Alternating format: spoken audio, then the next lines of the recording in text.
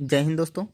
हम लोग सीटेट 2022 के लिए मैथ्स की प्रिपरेशन कर रहे हैं। तो यहाँ पर हम सीटेट के क्वेश्चनों की जो प्रीवियस ईयर एग्जाम में आए हुए हैं उनकी प्रैक्टिस कर रहे थे। तो आइए इस वीडियो में उसी को कंटिन्यू करते हुए देखते हैं कि और कौन कौन से क्वेश्चन आए थे। दोस्तों हमने लास्ट वीडियो में कुछ क्वेश्चन डिस्कस किए थे, आपको उसका लिंक डिस्क्रिप्शन बॉक्स में मिल जाएगा। अगर यहाँ पर दोस्तों आपको क्वेश्चन समझ में आए, अगर आपको तरीका अच्छा लगे तो आप इसे लाइक जरूर कर दीजिएगा और चैनल पर नए हैं तो सब्सक्राइब जरूर कर लीजिएगा। आइए देखते हैं। ये क्वेश्चन था 1.2 इंटू 10 की पावर 30 का आधा क्या होगा। ये दे रखा था, इसका आधा क्या होगा। दोस्तों ये क्वेश्चन सीटेट 2013 के एग्जाम में सेकंड पेपर में आया था। तो आइए देखते हैं इसका आधा। देखिए 1.2 इंटू 10 की पावर 30। अब इसका आधा करना है तो किसी संख्या का आधा करना होता है तो हम उसको 2 से भाग करते हैं। क्लियर है, 2 से डिवाइड कर देंगे उसका आधा हो जाएगा। तो इसको 2 से भाग करेंगे तो ये इसको भाग नहीं करेंगे, यहाँ पे मल्टीप्लाई लगा है तो हम कहीं को भाग कर सकते हैं, इसको हम भाग करते हैं। देखिए 2 से हम कट करेंगे तो 2 एक कम, ठीक है। और ये 2 से काटेंगे तो देखिए एक बात एक अलग एक में लगेगा नहीं, तो हम पॉइंट लगा लेंगे। और ये 12 है तो 2 से काटेंगे तो 6 बार जाएगा। तो ये आपका आ जाएगा 0.6 इंटू 10 की पावर 30।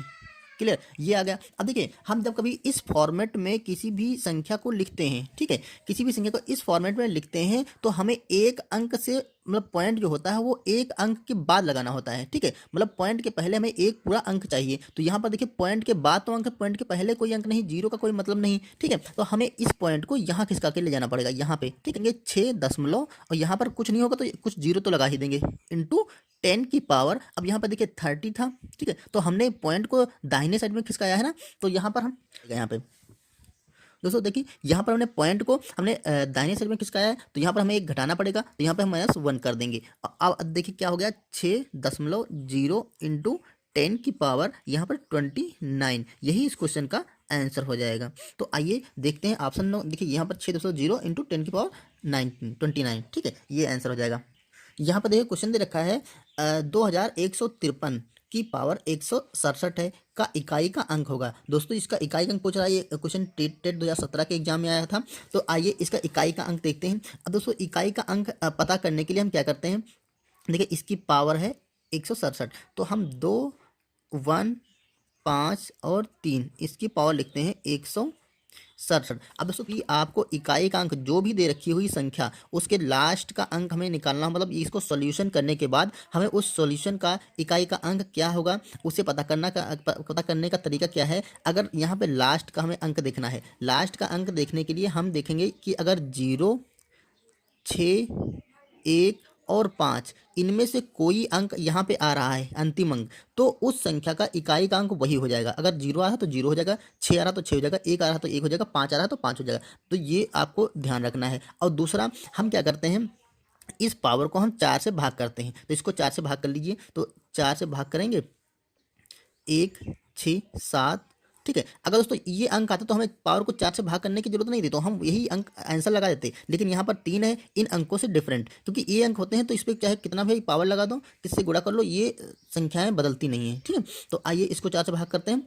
ये हो जाएगा 4 चक्कू 16, ये पूरा पूरा कैंसिल हो गया। यहाँ पे 7 उतारेंगे, 4 का पहाड़ा 7 में लगाएंगे तो 4 एकम 4, ठीक है। तो यहाँ पे 4 आएगा, बच जाएगा 3। अब दोस्तों यहाँ पे हमें इससे कोई मतलब नहीं, हमें देखना है शेषफल कितना बचा है। शेष 3 बचा है ना, तो जितना शेषफल बचेगा यही जो लास्ट का यहाँ पे अंक है 3 पर, इसी पर हम ये पावर लगा लेंगे। अब इसको इजीली तरीके से सॉल्व कर सकते हैं। 3 की पावर 3 करेंगे, 3 गुणा 3 गुणा 3, तो 3 3 9 9 त्रिक 27, ये आ जाएगा आपका 27। तो हमें इसका इकाई का अंक देखना है, जो लास्ट का अंक है यही हमें देखना है। तो इकाई का अंक इसका 27 है, तो यहाँ पर इकाई का अंक 7 हो गया, तो हम ऑप्शन नंबर सी टिक कर देंगे।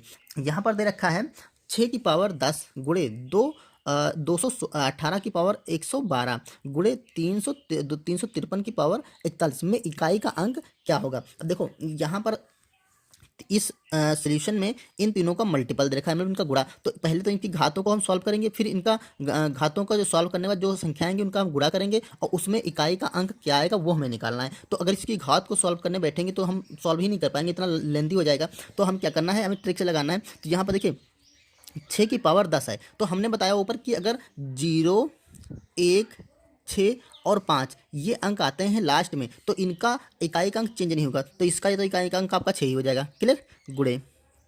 अब इसका इकाई का अंक हमें देखना है। यहाँ पर देखिए यहाँ पर पावर को हम 4 से डिवाइड करते हैं, ठीक। तो यहाँ पर 112 है, हम 4 से डिवाइड करेंगे, 4 एकम और 4 दूना 8, 3 बचा 32 हुआ, 4 बटे 32। देखो पूरा पूरा कैंसिल हो गई, पावर पूरी पूरी कैंसिल हो गई, इससे शेषफल कुछ नहीं बचेगा। अब जब शेषफल कुछ नहीं बचेगा तो हमने बताया था, अगर देखिए अगर सम संख्या है, यहाँ पर इकाई का अंक जो है ये सम अगर है तो आपका इकाई का अंक 6 आएगा, अगर विषम है तो आपका इकाई का अंक 1 आएगा, ये सदैव याद रखिए। ठीक, तो यहाँ पर आपका सम है तो इसका इकाई का अंक आपका 6 आएगा, इसको जब सॉल्व करेंगे इकाई का अंक 6 आएगा। गुणा, अब देखो यहाँ पर क्या है, इसकी पावर को 4 से डिवाइड करेंगे तो 4 धाम 40, 1 बच जाएगा, दिख रहा है सीधे सीधा। अगर 1 बच रहा है तो हम क्या करेंगे, अगर कोई शेषफल बच रहा है ठीक, तो जो लास्ट की पावर होगी उस पर लगा लेंगे, तो 3 पर हम 1 पावर लगा लेंगे, तो 3 पर 1 लगाएंगे तो 3 ही रहेगा। ठीक, अब इस तरह से देखिए आसानी से हम इकाई का अंक निकाल सकते हैं। तो 6 छक 36, अब यहाँ पर हो जाएगा 36 गुणे यहाँ पर 3 हो जाएगा, तो 36 को 3 से डिवाइड मल्टीप्लाई करेंगे तो 3 छक 18 और 3 3 तियाँ 9 1 10। यहाँ पर कुछ भी आ, यहाँ पर कुछ भी आ रहा हो हमसे नहीं मतलब, हमें खाली लास्ट का अंक देना है, 3 चाक 18, ठीक है, तो 18 का लास्ट में 8, तो हमारा इस तरह से इकाई का अंक निकला वो 8 आंसर आ जाएगा। ठीक, तो ऑप्शन नंबर हम बी लगा देंगे। देखिए अगला क्वेश्चन है, जब किसी संख्या के आधे में 15 जोड़ दिया जाए तो परिणाम 39 हो जाता है, वास्तविक संख्या के अंकों का योग क्या होगा। ठीक, आधे में 15 जोड़ दिया जाता है तो हो जाता है 39, तो कह रहा है वो वास्तविक संख्या के अंकों का योग क्या होगा। हमें संख्या ज्ञात करना है, फिर उसके अंकों का योग करना है। ठीक है, और ये दोस्तों क्वेश्चन सीटेट के 2013 के एग्जाम में सेकंड पेपर में आया था। तो देखो हम कोई संख्या मान लेते हैं x है, ठीक है, संख्या हमारी x है। अब कह रहा है संख्या के आधे में 15 जोड़ दिया जाए, तो संख्या का पहले हम आधा करेंगे, आधा हो जाएगा 2, और इसमें 15 जोड़ दिया तो इसमें हम जोड़ देंगे 15, 15 जोड़ दिया तो जो परिणाम है वो 39 हो जाता है। तो परिणाम बराबर ये हो जाता है 39, 39 हो गया। अब कह रहा है वास्तविक संख्या के अंकों का योग निकालना है, तो हमें सबसे पहले यहाँ पे संख्या निकाली, संख्या मतलब हमें x की वैल्यू निकालनी है। तो हम क्या करेंगे, देखो x बटा 2 यहाँ पे लिखा है, तो हम 39 यहाँ पे लिखा है, ये 15 को हम बराबर के दूसरी साइड में ले जाएंगे, तो इधर जुड़ा था तो इधर जाएगा तो घट जाएगा वो, तो 15 हो जाएगा। तो यहाँ पर हो जाएगा x बटा 2 बराबर 39 से 15 घटाओ तो 9 से 5 गया तो 4 बच जाएगा आपका, और यहाँ पर 3 से 1 जाएगा तो 2 बच जाएगा, तो ये 24 हो गया। अब हम क्या करेंगे, क्रॉस मल्टीप्लाई करेंगे, इसके नीचे मान लेंगे क्रॉस से मल्टीप्लाई कर लेंगे, तो x की 1 से निकालेंगे मल्टीप्लाई करेंगे तो x बराबर 48, 24 की 2 से गुणा करेंगे तो 48 आएगा, ऐसे कर लिए 2 गुणा 24, तो ये मान हो गया x बराबर 48, 48। ठीक है, अब हमारी जो संख्या आ गई वो 48 आ गई। ठीक है, अब कह रहा है संख्या के अंकों का योग क्या होगा, हमें अंकों का योग करना है, तो इन दोनों को हम जोड़ देंगे आपस में। ठीक है, हमें जोड़ देना है, तो ये हमारा जोड़ने के तो क्या आ जाएगा, 8 और 4 12, तो संख्या के अंकों का योग क्या हो जाएगा 12, तो ऑप्शन नंबर हम सी लगा देंगे। आइए अगला क्वेश्चन करते हैं। यहाँ देखा दो संख्याओं का योगफल 45 है तथा उनका अंतर योगफल का 1/9 गुना है, तो उन संख्याओं का गुणनफल क्या होगा। दो संख्याओं का योगफल 45 है और उनका अंतर, तो देखिए हम दो संख्याएं पहले मान लेते हैं, एक संख्या है x और दूसरी संख्या है y। ठीक है, अब कह रहा है इनका योगफल, तो इनका योगफल मतलब इनका जोड़, इनका योगफल उनके अंतर का, अंतर योगफल का, देखो पहले इनका हमने योगफल कर लिया, इनका योगफल ये है, कह रहा है उनका 45, उनका संख्याओं का योगफल कितना है 45, तो ये 45 हो गया। अब कह रहा है उनका अंतर, अब इनका अंतर करेंगे, अंतर x माइनस वाई, मतलब दोनों में से कोई संख्या तो बड़ी होगी, तो हमने मान लिया x बड़ी है तो उनका अंतर हो गया x माइनस वाई। कह रहा अंतर योगफल का 1/9 है। ठीक है, 1/9 गुना है, तो ये जो होगा योगफल का, योगफल कितना है 45 है, इसका 1/9 गुना है, तो इसका हम गुना मतलब गुणा करेंगे 1/9 से, तो 9 से कट कर लेंगे, 9 एकम 9, 9 25 45, 5 से कट गया, तो यहाँ से देखिए x माइनस वाई की जो वैल्यू आ गई वो 5 एकम 5 आ गई, तो x माइनस वाई 5 आ गया। अब कह रहा है उन संख्याओं का गुणनफल क्या, अब हमें संख्याएं x और y निकालनी है, तो देखो यहाँ पर हम क्या करेंगे, x माइनस वाई बराबर 5 आ गया और x प्लस वाई 45 है, तो हम इन दोनों को एक साथ लिख करके इनको जोड़ लेंगे, तो x प्लस वाई बराबर 45 दे रखा था। अब इनको हम जोड़ लेंगे, देखिए जोड़ेंगे इसलिए क्योंकि हम x, देखिए यहाँ पर जब जोड़ेंगे तो ये y से y कैंसिल हो जाएगा कि ये y माइनस का है और ये y प्लस का है, तो यहाँ पर देखिए x और x मिलकर के 2x हो जाएंगे, ये बराबर हो जाएगा 45 और 5 50 हो जाएगा, 50 हो गया। अब यहाँ से हम x की वैल्यू निकाल सकते हैं, यहाँ से देखिए 2x बराबर है 50, तो x बराबर हो जाएगा आपका 50/2, 2 से कट करेंगे तो ये आपका 25 आ जाएगा। ठीक है, तो x की वैल्यू आ गई आपकी 25। ठीक है, हमें y का मान निकाल लेना है, तो x की वैल्यू अगर 25 है, देखिए तो यहाँ पर x और प्लस वाई 45 दे रखा है, तो x की वैल्यू 25 है तो y की हम वैल्यू निकाल सकते हैं। देखो यहाँ पर हम y का मान, यहाँ पर x का मान रख देंगे तो y का मान, देखिए यहाँ पर हम x इसकी जगह पे हम 45 रख देंगे, 25 रखेंगे, ठीक है। तो यहाँ से हम y का मान निकाल सकते हैं। देखो यहाँ से y बराबर हो जाएगा, यहाँ पर 45 रखा है और ये 25 बराबर के इधर जाएगा तो माइनस का हो जाएगा। तो y का मान यहाँ से निकल के आएगा 45 से 25 जाएगा तो आपका 20 आ जाएगा, ठीक है। तो यहाँ से हम y की वैल्यू हम 20 रख सकते हैं, क्लियर। दोनों के मान निकला है। अब कह रहा है उन संख्याओं का गुणनफल क्या होगा, तो आइए इनका गुणनफल कर लेते हैं।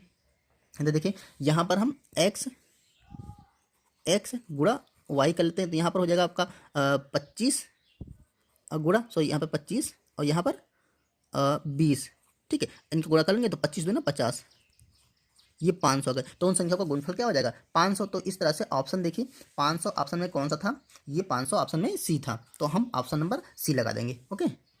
आइए अगला क्वेश्चन देखते हैं। ये दोस्तों जो क्वेश्चन दे रखा अंडर रूट के अंदर 16, फिर अंडर रूट के अंदर 8, फिर अंडर रूट के अंदर 4 का मान क्या होगा। और ये क्वेश्चन सीटेट के 2013 के एग्जाम में आया था। तो आइए इसको सॉल्व करते हैं। ये दे रखा था अंडर रूट के अंदर 16, ठीक है, फिर अंडर रूट के अंदर 8।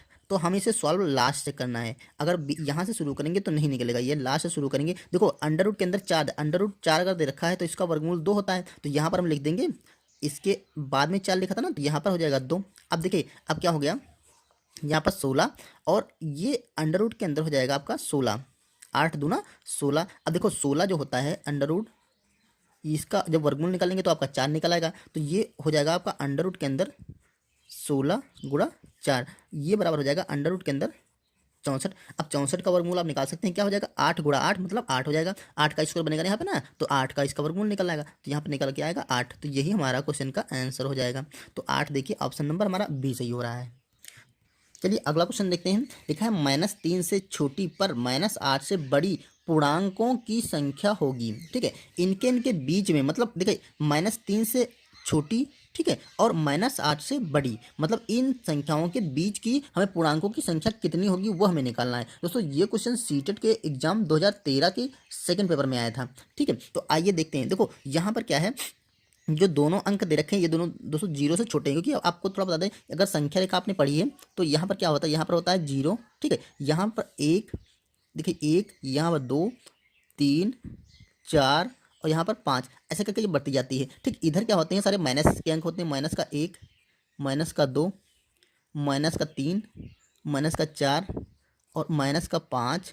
और यहाँ पर आगे और बना लेते हैं, क्योंकि हमें -8 से लेना है, तो -6, -7 और -8, ठीक है। और यहाँ पर इसके आगे और भी होगा, तो यहाँ पर आ जाएगा आपका -9, ठीक। अब देखो उसने कहा है कि -8 से, अब देखिए यहाँ पर एक चीज़ ध्यान दीजिए, यहाँ से जो संख्या 0 के इधर होंगी, ये वाली सारी संख्याएं ये होंगी सबसे बड़ी संख्याएं, ठीक है। और इधर क्या होंगी 0 से छोटी संख्याएं। जैसे हम 0 के पिछली तरफ जाएंगे तो संख्याएं में छोटी मिलती जाएंगी, मतलब 0 से छोटा है -1 और -1 से छोटा है -2 और -2 से छोटा है -3, -3 से छोटा है -4, मतलब जितने भी इधर जाएंगे लेफ्ट साइड में तो हमें संख्याएं छोटी मिलती जाएंगी। मतलब जो -8 है ये छोटा है -5 से या -3 से, ठीक है। तो यही इसने कहा था कि -3 से छोटी संख्या, तो -3 है, देखो -3 से छोटी संख्या किधर मिलेंगी, इधर ही मिलेंगी, ये इधर छोटी संख्या मिलेंगी, क्योंकि क्या है -3 जो है इससे ये -4 छोटी संख्या है, ठीक। इसमें -3 से इधर की जितनी सारी संख्याएं छोटी हैं, माइनस में जितनी ही बड़ी संख्या होगी वो आपकी छोटी हो जाएगी, ठीक है। अगर आपको ऐसे समझ में आएगा तो अच्छी बात है, अगर नहीं समझ आया तो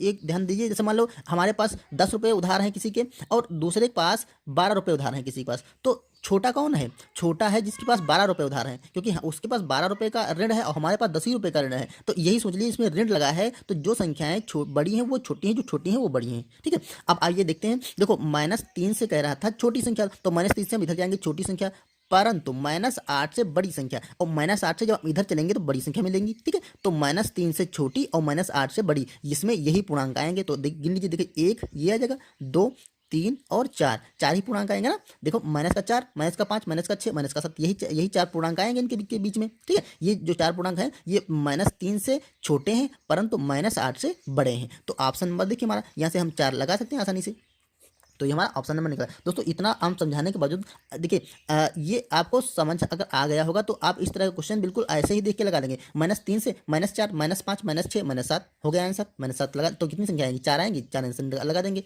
ओके, उम्मीद है ये चीज़ क्लियर हो गई होगी। आइए अगला क्वेश्चन करते हैं। तो दोस्तों ये थे कुछ क्वेश्चन जो हमने आपके साथ डिस्कस किए। उम्मीद है आपको समझ में आए होंगे। अगर दोस्तों वीडियो आपको अच्छा लगा है, ठीक है, तो चैनल को सब्सक्राइब कर लीजिए, वीडियो को लाइक कर दीजिए। मिलते हैं किसी नेक्स्ट वीडियो में। Thank you.